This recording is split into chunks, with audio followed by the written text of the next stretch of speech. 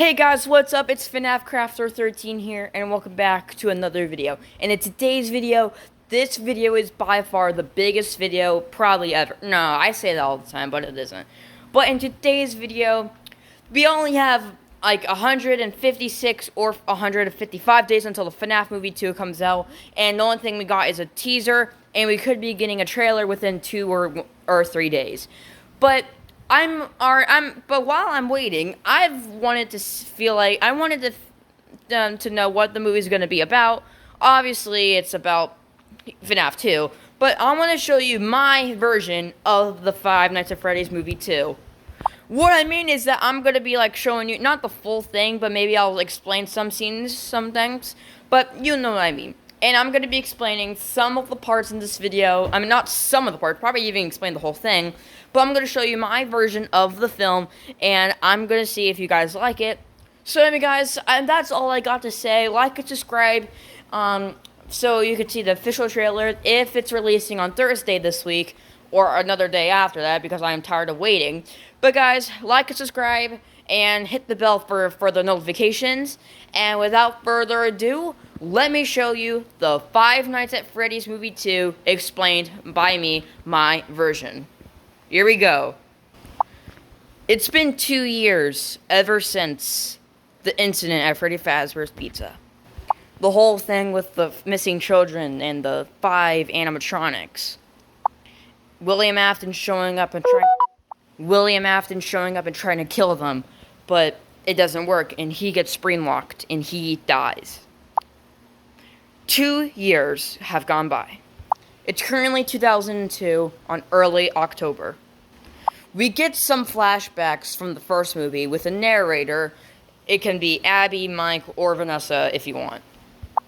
They or she explain the full story of the first movie with little flashbacks, saying, you know, the whole thing. And after the person is done explaining the full story, it shows a shot of the original Freddy Fazbear's Pizzeria, but then you start to hear intro music as the camera slowly turns and shows a building that has 3 animatronics on it, on the sign, and it's Toy Freddy, Toy Bonnie, and Toy Chica, and the camera gets a little closer to it, and then the camera cuts to the intro for the second FNAF movie. After the intro, we go back to Mike. He's getting in his car, which is around 7 a.m. He pulls out of his driveway and looks at the house where Abby's sleeping, and he pulls off with a smile on his face.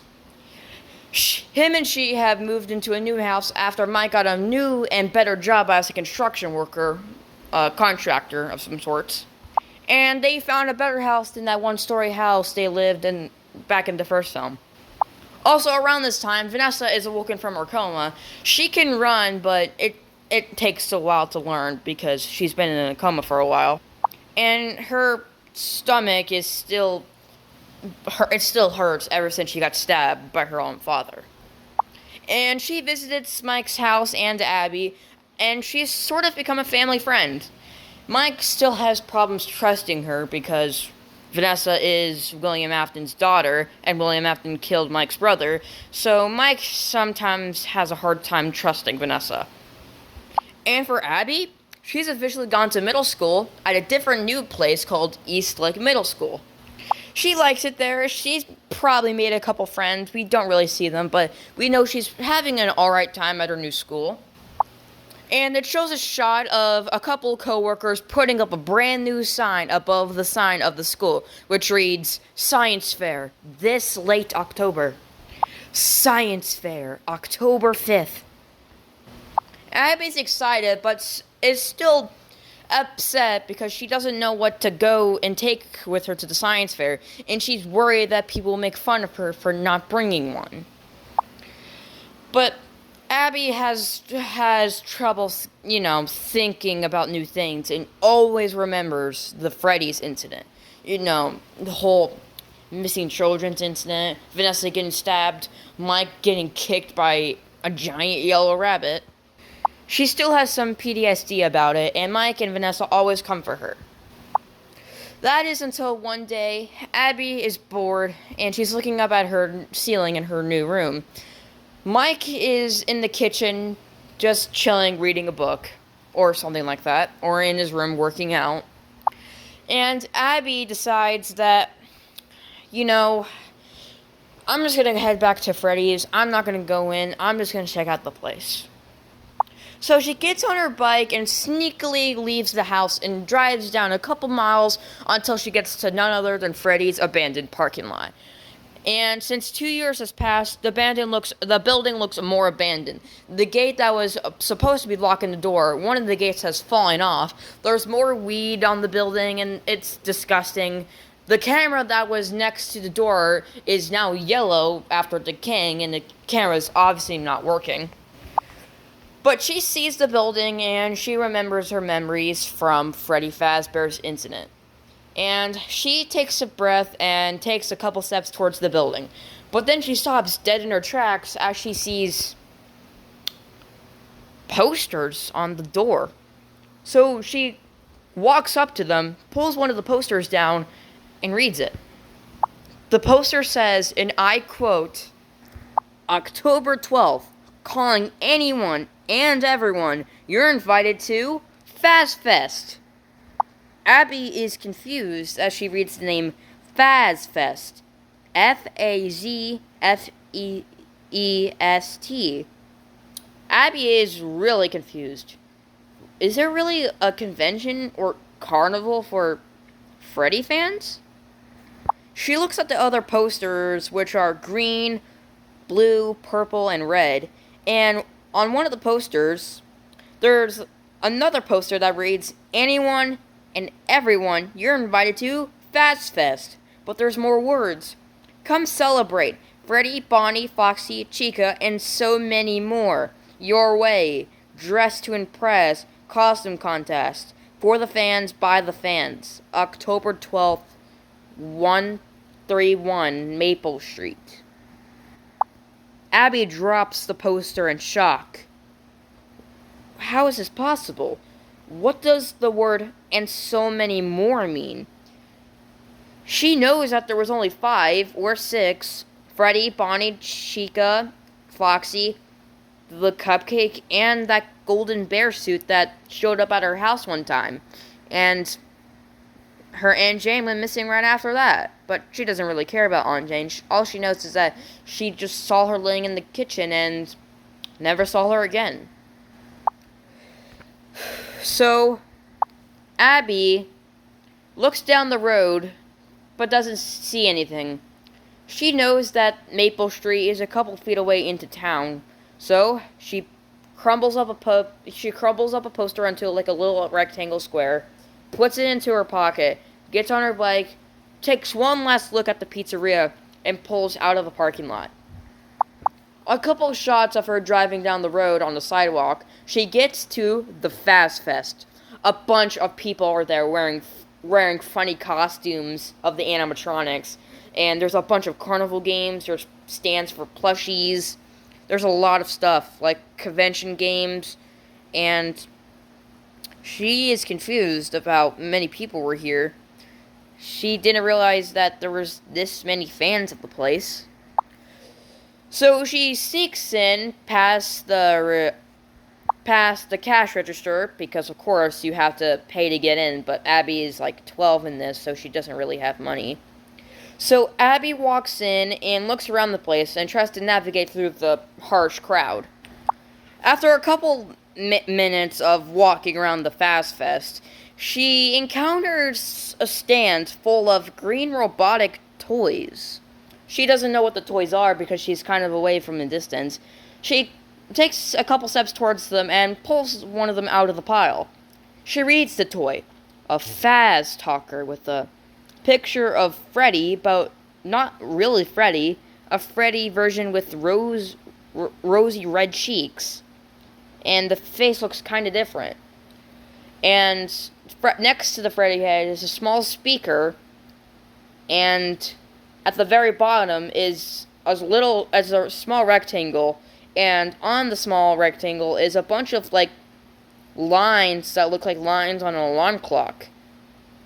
She asks the person that's selling them for free what these do, and the cash register says, well, basically, all you have to do is press that button and ask it anything, and Toy Freddy will talk to you. Abby is confused by the name Toy Freddy because she knows that the name was actually Freddy, but she ignores it and gets the toy. And like the guy said, she presses the button and asks, hello, my name is Abby.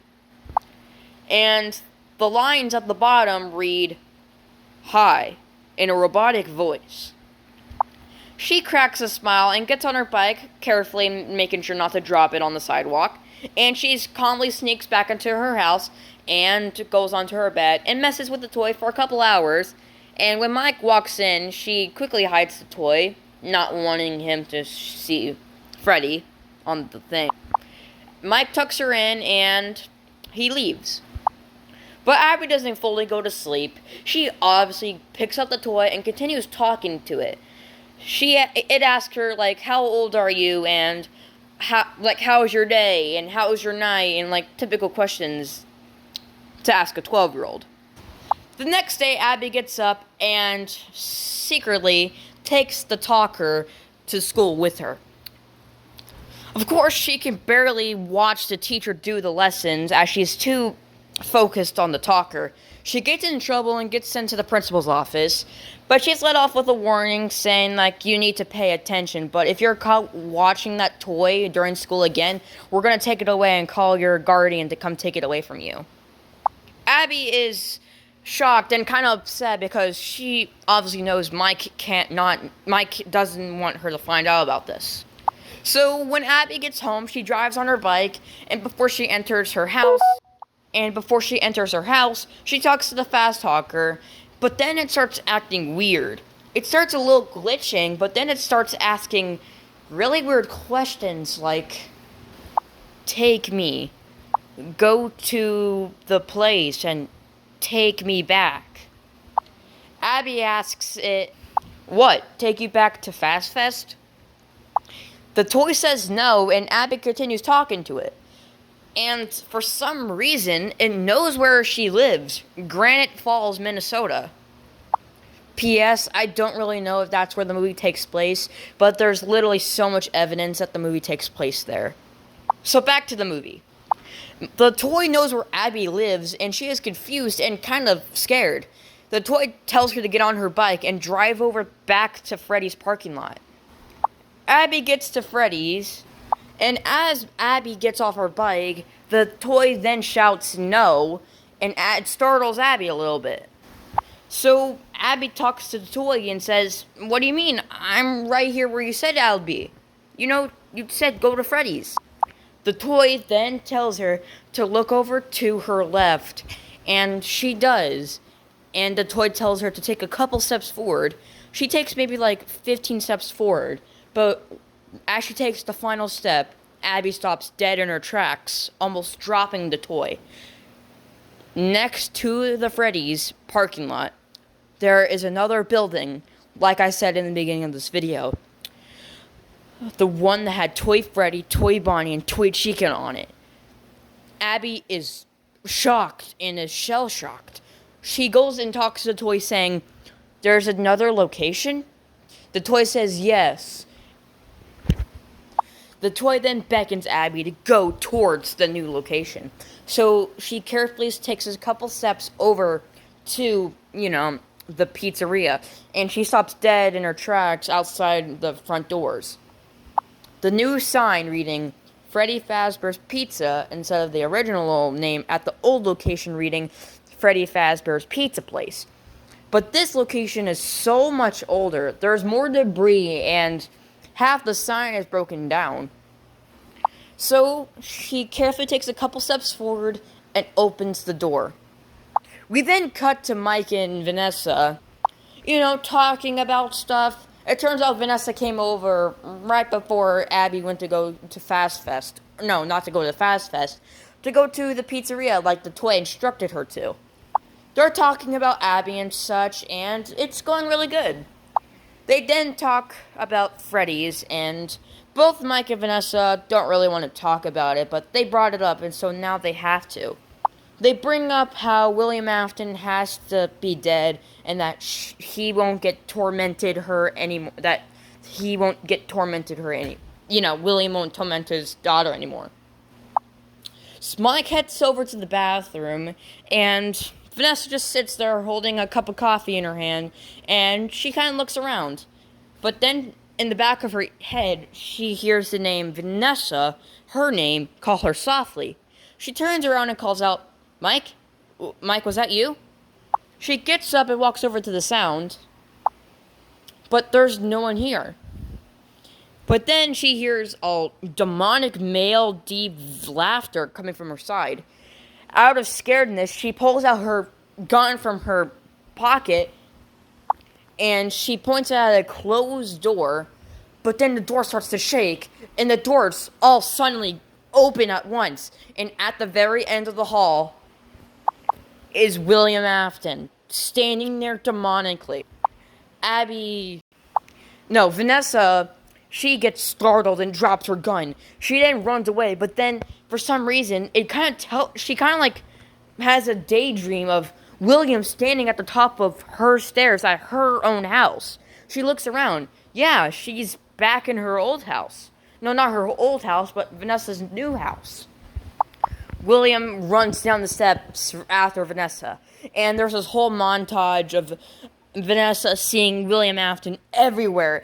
Everywhere she goes, everywhere she runs, William is there, and William is telling her that I will find you one day. You did this to your poor father. So Vanessa cowers into a ball and cries and cries and screams. She then gets startled by Mike, who taps her on the shoulder, saying, "It's okay, it's okay, it's okay." Mike hugs her, and they both hug while Vanessa is shaking violently. Back with Abby, she's inside the brand new pizzeria. The pizzeria is more damaged than the last pizzeria. There's more, paper top hats on the ground. There's a bunch of, turntables. And in the very corner of the pizzeria, there is a show curtain. And Abby takes a couple steps forward and sees none other than the toy animatronics. They're standing there menacingly, like they haven't moved in a very long time. She goes into a couple rooms and meets two new animatronics. One of a pink foxy creature called Mangle, but it's not normal. She's broken into little bits of pieces, and there's a small endoskeleton head near her. And Abby finds a small balloon boy animatronic holding a sign that reads "balloons" with an exclamation point, and holding two colored balloons. Abby calls the balloon boy a total sleazeball. And so Abby continues exploring around the pizzeria, and she finds the storage room, and she kind of messes with it a little bit and touching random stuff. But then she accidentally presses a switch, but she probably assumes that it's the power button. And she's kinda right. But little does she know, she accidentally turned on the animatronics, but she doesn't know it yet. So Abby leaves, but unknowingly, she leaves the door open by accident, because it's one of those open doors where if you walk in, you have to close it behind you. But Abby gets scared because something fell, and she ran out along with the fast talker, and she pedaled home. So as Abby pedals home, there's a long camera shot as Abby drives down the road on her bike all the way to a couple bushes where there's 4 teenagers watching her leave. One of them, who is played by McKenna Grace, we see her in the teaser. And there's 2 others that we saw a couple months ago that were revealed to be actors in the film. They look like they're 17-year-olds or 16-year-olds from high school. And they talk about going into this Freddy's and maybe getting some cool camera footage. McKenna gets headphones. One gets a camera, one gets a little ghost monitor, and one of them kind of cameras, a little defense weapon in case something bad happens. So they see that the door is open, and they say to themselves, Well, that was easy. And they walk in. But they do not know the horrors inside. They walk in, but something's wrong. The animatronics are gone, but to the 4 teenagers, they don't know it yet because this is their first time here. But to the viewers who's seeing this, they know something is about to go down. So they each go into like different rooms, and one by one, the animatronics murder the teenagers. Toy Bonnie rips one of the kids' waist in half and throws him against the wall. Toy Chica's bib comes off and she chows down on a teenager like a hamburger. Toy Bonnie jumps out of a ball pit and tackles a teenager and rips the neck skin out of his neck. And finally, the guy with the camera walks into the security office, just like the game one, and he turns around and sees Balloon Boy's lights turn bright. As he takes a couple steps back, confused, Mangle appears from the ceiling, wraps an animatronic around his neck, and pulls him up into the ceiling. His screams can be heard as they stop abruptly and his body falls from the ceiling.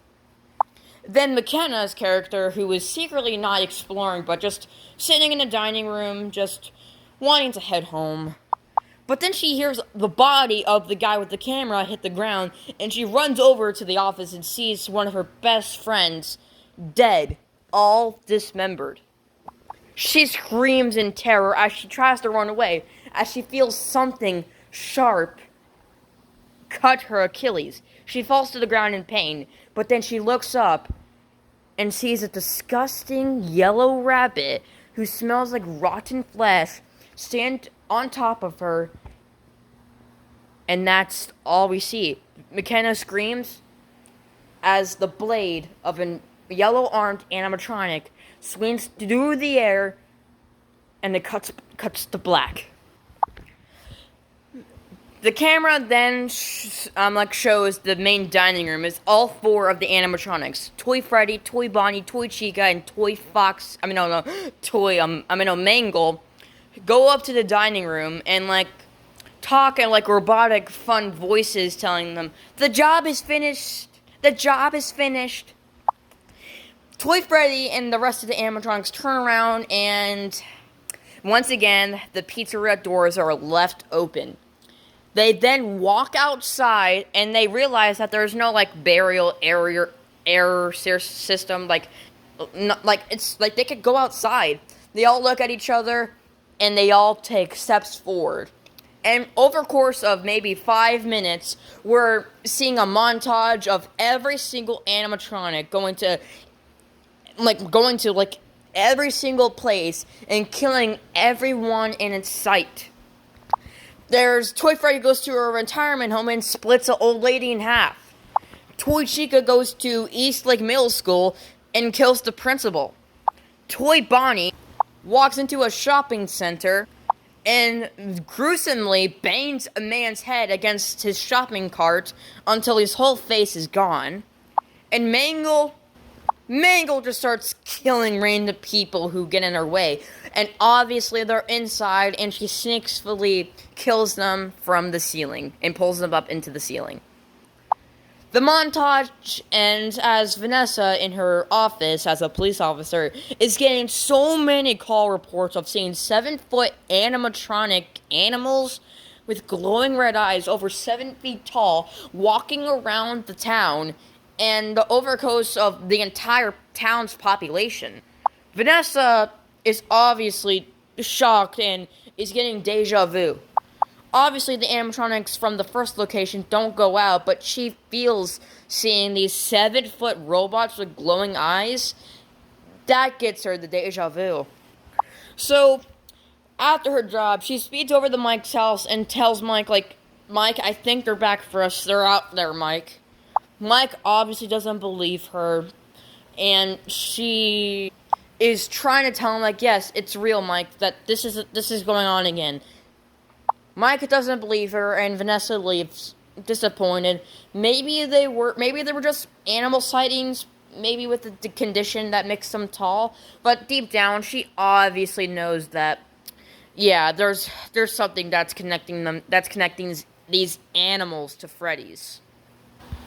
We then go back to Abby, who's sitting on her bed, who's also heard about the reports of these 7-foot animals roaming the town, and she obviously knows that there has to be a connection to the animatronic. And the fast talker is sitting at her desk, which is currently off, and Abby's just staring at it, knowing that this could be all happening again. So, around 8:16 p.m., Abby has had enough, and instead of going to the pizzeria, she decides to go to the Fast and calm her down through her anxiety, and just not deal with this whole thing going on. But before Abby leaves, she puts up a false note on the door reading, "Gone to fix my friends." But while Abby's at the Fest, she realized that what if maybe she can fix the animatronics. Maybe she can fix her friends. So she heads down the road and begins just biking slowly over to the pizzeria, hoping that maybe she can stop all these murders and become the protector of the town. Meanwhile, Mike gets home from his night construction duty and walks inside the house. He calls out Abby's name, saying that he's home. And when Mike closes his door and looks at the back of the door, he takes a step back in shock as he reads the note on the door that I just said earlier. And he pulls it down and reads it more carefully. He recognizes the name, the friends, and the animatronics were Abby's friends. Out of shockness, he leaves his house, runs to his car, gets into them, and drives all the way down to the pizzeria. He gets there and jumps out of his car and takes a step towards them. But then he realizes he sees the Fast Fest posters and reads Maple Street. So Abby has to be there. He gets to the pizzeria and sees the Fast Fest poster. He reads the name Maple Street and realizes Abby has to be there. So he gets into his car and drives over to Maple Street. He runs through the not very large crowd because since there's disappearances in the area over half the town's population, people are scared to go outside, so there's not that many people there. But there's maybe some other people. So Mike walks through the crowd calling Abby's name until he bumps into something that feels robotic. He looks up and it's Toy Freddy. Toy Freddy looks down at Mike and says, "Would you like to play a game with me?" Mike yells, "Nope," and takes a step back as he backs up repeatedly. Toy Freddy takes a loud, hard, and fast steps forward towards Mike, while people around Mike and Toy Freddy don't even try to help Mike, but just eye Toy Freddy saying, "Oh my gosh, that's a cool costume, how'd you make that?" Mike leaves the Fast and gets into his car, and while he's driving down the road, he sees Abby and pulls her off his bike into the car. Abby is startled, but is happy to be reunited with her brother. While on the ride, Mike calls Vanessa's phone and tells them that she was right, they're after us. They get to Mike's house, and when Vanessa shows up, they explain the whole situation of how Abby was talking to the fast talker, something told her to go to Freddy's, and this whole situation that I talked about in this video. After they're done, the lights suddenly go out. They all huddle together as they must realize that the animatronics found out where they are. Then all of a sudden, crash! Mango crashes through the bedroom window. Not the bedroom window, but the living room window. But then another clash brings their attention as Toy Bonnie breaks through the sliding door curtain and pulls out a screwdriver, already ready to attack. Then another crash as Toy Chica climbs her way through the kitchen floor. Not the kitchen floor, but the kitchen window. Mike pushes Abby and Vanessa away and tells them to run, and tells them to go to Freddy's. They all nod as Vanessa and Abby get into Vanessa's car and drive down the road. Vanessa hears Vanessa's car and speeds down after them, galloping like a horse. Abby tells Vanessa everything about the talker and all the stuff that's going on the rest of the story. And as they're driving, Vanessa is driving down the road as Mango tries to break into the car. Glass goes everywhere. They eventually get to the pizzeria as Vanessa turns into the parking lot and crashes into the pizzeria. Not fully into the pizzeria, but she breaks the car in front of it, which causes Mangle to jump through the air into the pizzeria's window that was above the door, and Mangle deactivates.